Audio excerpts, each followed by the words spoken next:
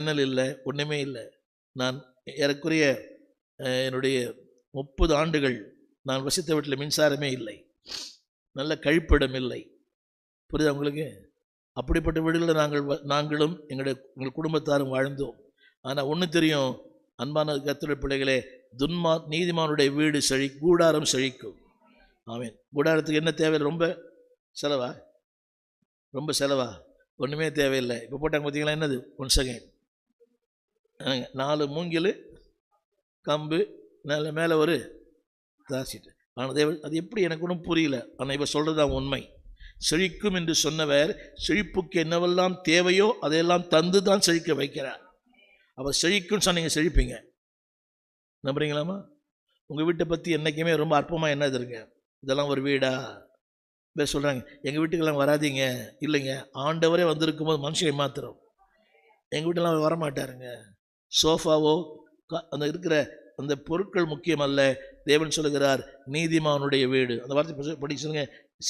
செம்மையானுடைய, அந்த வார்த்தை ரொம்ப அழகாக இருக்குதுல்ல. வீடு செம்மை பாருங்க, செம்மையான அந்த கூடாரத்தில் இருக்கிறான். அந்த கூடாரமும் செவ்வையானது தான். அங்கே இருக்கணும் யாரு? செம்மையான. செம்மைத்தன நல்லவன் அல்ல. நல்லவன் என்பது வேறு, செம்மையான் என்பது வேறு.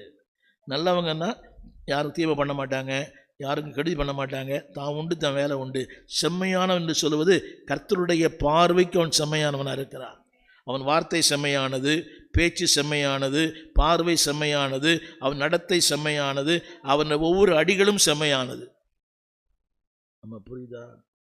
பார்வை செம்மையானது. நல்லா இருக்கிறாங்களா? சந்தோஷம். நல்லா இருங்க. இவ்வளோ கஷ்டப்பட்டீங்க, நான் நினைக்கவே இல்லை நீங்கள் இப்படி நல்லா இருப்பீங்கன்னு. கர்த்தர் நல்லா வச்சது, சந்தோஷமாக இருங்க. பார்வை செம்மையானது, பேச்சு ரொம்ப தூய்மையானது. பேச்சு ஆளை பார்த்து ஒன்று, ஆள் இல்லாத ஒன்று, இருக்கிற மாதிரி ஒன்று, முகத்தை பார்த்தா ஒன்று, பின்னால் ஒன்று, அவங்க எல்லாமே செம்மை. வார்த்தையிலே செம்மை, பார்வையிலே செம்மை, பேச்சிலே செம்மை, அவன் நடையில கூட செம்மை. ஒவ்வொரு அணுகுமுறையிலும் எவரி மூமெண்ட்ஸ் தேர் அப்ரைட். செம்மை என்ற வார்த்தைக்கு அப்ரைட்னு அர்த்தம். எல்லாமே அவருடைய வாழ்க்கை எனக்கு மேல் நோக்கி தான் இருக்கும், கீழ் நோக்கி இருக்காது.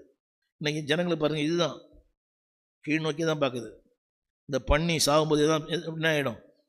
கீழ் நோக்கி தான் போயிடும். சொல்லுங்கள், நான் அது அல்ல.